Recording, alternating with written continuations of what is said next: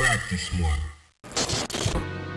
You stabbed me! Not that fucking tempo! I asked the Ben 10 community why they thought the Dagon fight missed the mark, and their answers were very simple. Ultimate Alien ended an arc with seemingly so much build-up by giving us a finale that isn't visually impressive, isn't narratively cohesive, and is only satisfying to long-term fans in brief, fleeting moments. We've had rushed arc endings before, yes, but it seemed like the visions of those arcs were being suppressed by Cartoon Network.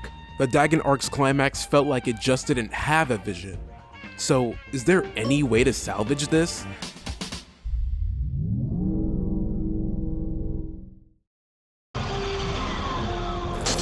The fight is much longer and more of a struggle for Ben. He uses the ultimates in conjunction with Ascalon's abilities. Both the Ultimatrix and Ascalon work in tandem perfectly, but Ben's mortal mind struggles to keep up with the power. On the other hand, Vilgax is in perfect synergy with Dagon, reminiscent of his cyborg classic design.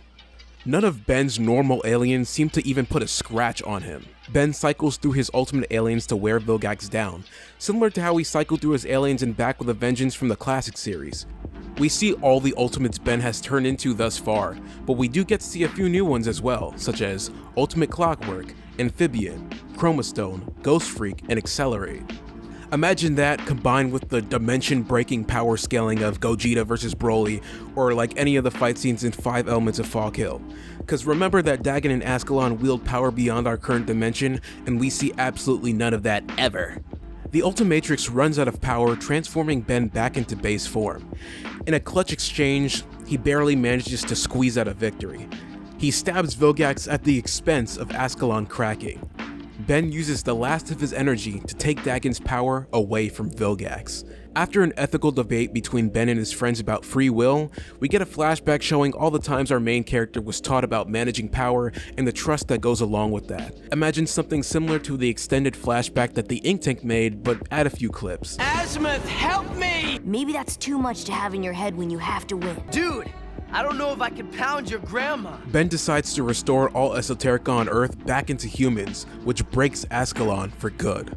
Azimuth appears and remarks that Ben managed to make the failed invention that is the Ultimatrix work in favor of the universe, but it's still not worthy of him. Ben retorts and admits that having control of all that power made him realize how human desires can still get the best of him. He questions if he's even worthy of the watch and whether power will eventually corrupt him. Azimuth alleviates Ben's fears by saying that wherever there's corruption, hope and willpower will emerge to stop it. Ben taught Azimuth that lesson a long time ago, whether he realized it or not. Ben is offered the opportunity to help finalize construction of the official Omnitrix along with Azimuth. While Gwen and Kevin wish Ben Godspeed, they return Vilgax over to the plumbers off-screen. 2 years later, the events of Ben 10 Omniverse begin. Ben and Gwen are now 18 years old, with Kevin being 19. The latter two attend Friedkin University, while Ben is basically a freeloader with no job, and takes care of threats as an honorary plumber. He's given a by-the-books partner named Rook, just like in the canon series, but things quickly take a much different turn with the rise of Kyber, malware, the incursions, and the return of Vilgax.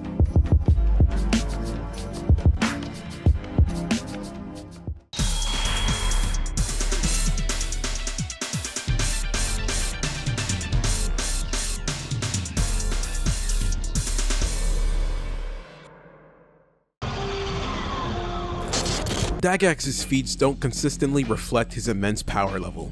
While he's supposed to be incredibly formidable, his battles don't fully showcase, or I should say his one battle doesn't fully showcase this at all.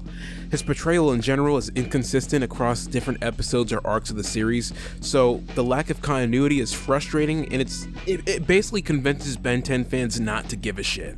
Because we don't know, there's no baseline for his power, so the fact that he absorbed Dagon doesn't really mean anything, especially because he got defeated in one hit. Not to mention, Dagon pre-absorption also didn't have very impressive feats, like Acid Piss Rain, big deal. The design of Dagon-powered Vilgax is one of universal disapproval.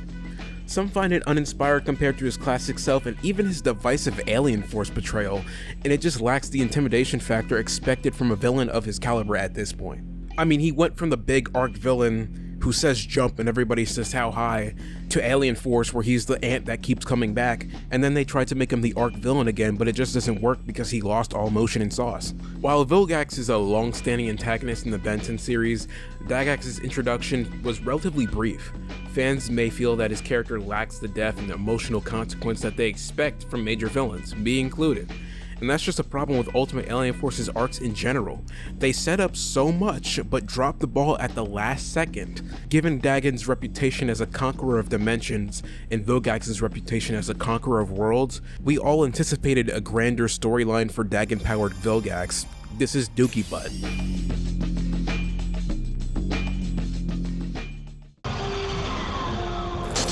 Similar to Dagax, Ascalon Ben's feats don't always align with his supposed power. His abilities are inconsistent. As a matter of fact, he's like, I just figured out how to use this thing, and he doesn't do anything, and he just gets engulfed in an aura. It's like, what did you do, bro? What did you figure out? Anyway, fans criticize the design of Ascalon Ben. They find it uninspired and lacking creativity because, I mean, it's an alien battlesuit, and I guess it's supposed to look like a Forever Night costume, but compared to Asmus' other inventions, it just doesn't have the kick that it should.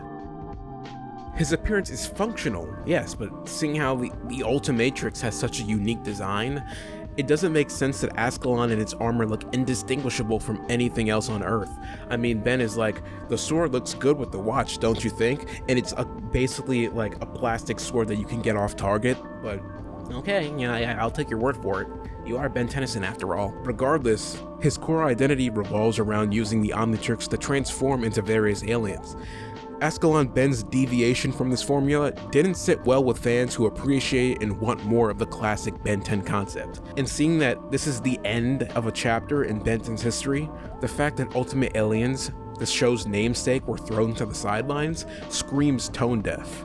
And while this is not a direct problem of Ultimate Alien, I feel like Omniverse taking place in the same year as Ultimate Alien while regressing or changing many characters to the point of unrecognizability devalues the arc-based focus that the former had, and therefore the emotional resonance of the Dagon arc's ending.